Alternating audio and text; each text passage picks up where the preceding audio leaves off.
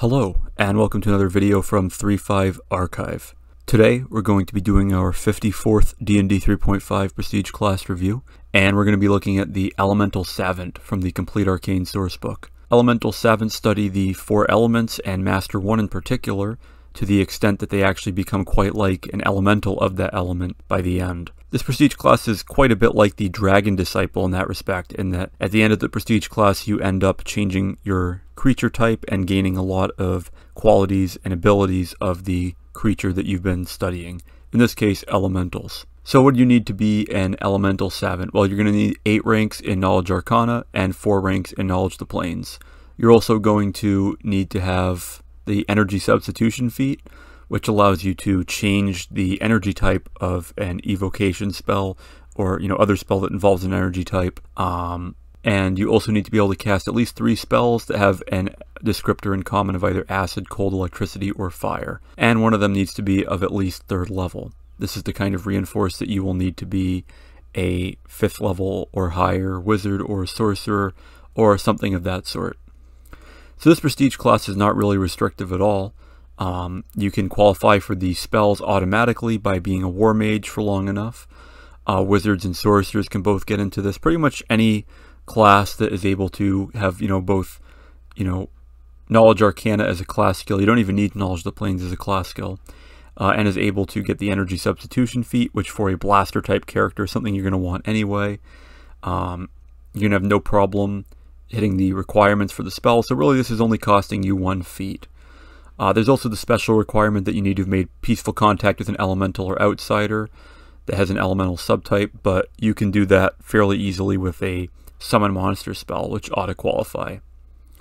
So what do you get as an Elemental Savant? Well, your stats are pretty much the same as a wizard or sorcerer. You have a d4 hit die, 2+ intelligence modifier, skill points per level, goodwill save, half level base attack bonus, and then your spellcasting advances at every level except for 5th and 10th. So this is a 10 level Prestige class. You're going to get +1 level of existing spellcasting class from 1st to 4th level, and then from 6th to 9th level. So the decision to make here is really, do you want to go past level 4 in this Prestige class? And if you do you want to go all the way to level 10 in this Prestige class? So we'll look at that as we go through these features. So the first feature that you're going to get is going to be at level 1, and it's going to be your elemental specialty. You're going to choose a particular element and its associated energy type. So for air, you choose electricity. For earth, you choose acid. For fire, you choose fire. And for water, you choose cold. And this choice does have to match your energy substitution feat choice. So let's hope you chose acid, because that is probably the best option. Not only is acid resistance very rare, except for black dragons and other, some oozes and that sort of thing, but it also gets you access to a very helpful feature later on related to earth elementals. So whenever you cast a spell that does energy damage, your energy descriptor is going to change to the savant's chosen energy type, and it's going to deal damage of that energy type instead of its normal energy type. So if you cast like Mel's Acid Arrow, for example, the spell is going to deal fire damage and have the fire descriptor. You're not going to get to choose. So while this is sort of nice, it does give you your elemental substitution feat for free. It does also lock you into that element. So as a result, you're going to be stuck. You're going to be completely useless if you do choose the wrong element. So here, fire is going to be a terrible idea because there are so many monsters immune to fire, and you are stuck dealing fire damage. So you're going to be in a lot of trouble if you face something that is immune to fire. Now the question here is, does force count as an energy type? According to the rules, it doesn't seem to, but you do have to watch out for that if your dungeon master for some reason decides that it does. We could definitely see a dungeon master making a ruling like that. But generally speaking, if you are going to choose something like fire, you should definitely have some force spells as a backup in case you run into a creature that is immune to fire. Or maybe use, something that isn't evocation in that case. You also are going to gain resistance to energy at level 1. You're going to gain resistance to energy 5 to start of the type associated with your chosen element. And here is the double-edged sword of choosing acid. And we're still going to want to choose acid because even though it's a rare energy type to have to deal with, it is still better. It's still going to come up more often that you're going to be dealing damage than taking damage, especially as a wizard. and especially energy damage. You're going to be dealing a lot of energy damage. Most monsters, yeah, they probably have some type of energy damage, but for the most part, they're going to be doing physical damage and hopefully will be nowhere near you. So the acid is going to come up a lot more on your end than it will for ignoring your resistance. And there, of course, are other ways to get resistance to energy if you want. At second level, you're going to gain immunity to sleep. This is a little bit in line with becoming like an elemental. By the time you're doing this, you're going to be 7th or 8th level. And unless you're running into the deep slumber spell, which, any intelligent caster would choose a different spell against you since it's a will save and you have a good will save. But I suppose if you're going up against some monster that has a sleep effect, this is nice to have, but it's not going to come up very often. I would consider this close to a dead level. At level 3, you're going to further refine your ability to wield energy associated with your chosen element. So when you do, you're going to get a +2 competence bonus on caster level checks against spell resistance. And at level 8, this bonus is going to increase to +4. This stacks with spell penetration and greater spell penetration. So you're really going to want those feats to make the most of this. One of the biggest obstacles to evocation magic, or really any targeted spell at all, is the fact that you're going to have to deal with spell resistance and then usually a saving throw. Well, with this, you don't have to deal with the spell resistance if you're going to be having a total of +8 that's going to effectively nullify the spell resistance of almost every creature you go up against.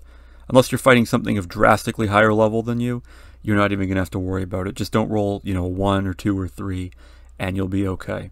So this turns spell resistance into a, minor inconvenience when it's taken alongside those other 2 feats, which you're probably going to want to take if you're going to be an evocation wizard anyway. At level 4, you're going to gain an improvement to your energy resistance, bringing it up to 10. And then at level 5, you're going to gain energy focus. This makes you better able to manipulate energy associated with your chosen element. And so the save DC for any spell with that energy descriptor increases by 1. And then at 10th level, they will increase by 1 once again. And like with the energy penetration feature, these increases are cumulative with what you get from spell focus and greater spell focus. Now, important to keep in mind that this is the first of 2 levels where your spellcasting does not advance. So if it's imperative to you that your spellcasting continues to advance uninterrupted, then you're going to want to stop at 4 levels, or more likely 3 levels of this prestige class, and keep it there. If you do want this energy focus, while getting higher level spells is a great way to get a more difficult save DC to resist, sometimes you want to use a lower level spell, and this energy focus will help that. Keep in mind that to get the most out of it, you're going to want to already have spell focus and greater spell focus, and having that and both of the spell penetration feats is a lot to ask for. Even by level 10 or 11, you're probably not going to have that, especially without your wizard bonus feats. So you're going to be missing out on the full effect of one or the other on these. And well, spell resistance, if you fail, you don't get anything out of it at all. Whereas if a creature saves, usually it's for half damage. So it's probably more important to have the energy penetration feature than the energy focus. And really, the energy penetration feature, if that came at 5th level where you don't get your spellcasting advanced, it would actually be a much more compelling choice. As is, it would probably be best to just take 3 levels in this prestige class so far. If you're going to take your 5th level, you're probably going to want to keep going. At level 6, you're going to gain dark vision out to 60 feet. This again feeds into the elemental type transformation that this prestige class has as a theme. And it's really not that great of a feature, considering that most races besides humans and halflings are going to get dark vision. Not all of them, but a lot of them will. Either dark vision or low light vision. It's a nice little thing to have if you are human, but not the best feature in the world. At level 7, you're going to gain resistance to energy 20 against your chosen energy type. At this point, you're going to be all but effectively immune. You do get energy immunity at level 10, but at this point, you're not going to be taking more than 20 energy damage in a lot of cases, especially not if you're going to be choosing acid. But it does happen sometimes, so it's good to have this improved. At level 8, you're going to gain +4 energy penetration, which is going to make you really good at overcoming spell resistance. And this is in some ways the main draw of continuing on in this prestige class, but losing that level of spellcasting is going to really hurt. And it's going to take away some of the ability to overcome spell resistance in the first place, because you're losing that caster level. So you're only getting +3 against spell resistance overall from this prestige class, and that's not a very good investment. At level 9, you're going to gain immunity to paralysis and poison. These are 2 really bad downsides to failing a fortitude save, which you're going to be weak in. And so it's good to have that. Poison doesn't come up as much at higher levels, but there are still a lot of creatures that are going to have it and unleash it on you, and it's good to be immune to it. Same with paralysis. It's good to avoid the paralysis from all sorts of effects, including, of course, the hold monster or hold person spell, which again you have a good will save, but sometimes it comes up and you're going to want to be immune to that if you can, and that will give that to you. Finally, at 10th level, you're going to gain Elemental Perfection. This is going to give you the ability to basically become an elemental. So your type changes to elemental. You don't need to eat, sleep, or breathe anymore. You still need rest to regain spells, but you do gain an elemental creature's immunity to stunning. You are no longer subject to extra damage from critical hits. You don't have to deal with flanking. And you gain the speed and movement modes, natural attack, special attacks, and special qualities of a medium elemental of the type appropriate to your elemental specialty. So here's where picking Earth Elemental comes in handy. You would probably get Earth Glide, which is going to be very handy for moving around in dungeons, outflanking enemies, hiding when need be. You're not going to gain a special elemental attack, but having Earth Glide might be almost as good because your best attacks are going to be your spells. You're also going to get +2 in all charisma-based skill and ability checks while interacting with a creature that shares your elemental type, and with other elemental savants who have your chosen element. Fortunately, you do retain a separate soul from your body, so you can still be raised from the dead, unlike a genuine, so to speak, elemental. You're also going to get elemental or energy immunity, where you're going to be immune to the type of energy associated with your chosen element. So this is going to give you a bunch of great abilities. By itself, would it be worth chasing through 10 levels for? Probably not. You are going to miss out on another level of spellcasting, putting you a full spell level behind in terms of advancement. So you need to think carefully about whether or not you want this. If you go into this as a wizard, you won't be getting 9th level spells until level 19. And if you go into this as a sorcerer, you will only finally be getting your 9th level spells at level 20.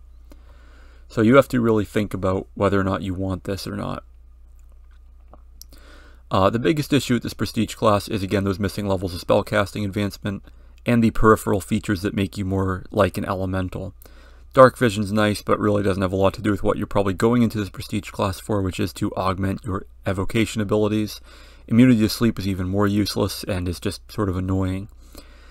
But overall, this prestige class is going to be worth taking at least for 3 levels to get that little bonus on your energy penetration of +2. You need all the help you can get against spell resistance. And if you don't mind being a little bit behind in order to focus on your evocation spells, then you can go all the way up to 8th level. Going beyond that, well, 9th level, if you go to 8th level, you might as well go to 9th level and get immunity to poison. That's very nice. Is it worth going to level 10 and getting that energy focus +2, elemental perfection, and the energy immunity? Probably not. Depends on the specifics of your campaign. Overall, I would suggest either a 3 level, 8 level, or a 9 level dip, if you can call 8 or 9 levels a dip, into this prestige class. Taking just 1 level is going to be a waste of your time. Taking 2 will be an extreme waste of your time. But taking 3 is going to give you a nice little benefit that you can't get otherwise. And if you've taken both of the spell penetration feats, then this is going to give you a bonus you won't be able to get otherwise very easily. So I would give this prestige class 4 stars for concept and 2.5 stars for execution. It's not really bad, although missing out on 2 levels of spellcasting, 1 per 5 levels, puts it on par with the Argent Savant we looked at recently, another Savant prestige class. That one was focused on force, this one's focused on all other energy types and being, like an elemental. Maybe if the Argent Savant had another 5 levels, it would turn you into some sort of force being, but I guess with this we should be a little bit grateful that it didn't, because these features are pretty mediocre overall. So again, 3 levels, 8 levels, or 9 levels are the best way to go for this prestige class. But really the 3 levels are what's the most tempting by far. You're just giving up a level of spellcasting to get another +2 against spell resistance. It's a choice you're going to have to make, how dedicated you are to your evocation spells and how effective your build is. A lot of damage-focused spellcasters are going to go for something like Orb of Acid and stacking a lot of meta magic feats on it with Arcane Thesis spell or feat, and dealing out a ton of damage that way. If you are going to go with evocation, then overcoming spell resistance is going to be really important, but you'll probably have it handled with just 3 levels in this prestige class. So that'll be about it for this D&D 3.5 prestige class review. Please like, share, comment, subscribe, and so on. Thank you for watching, and I will see you next time here on 3.5 Archive.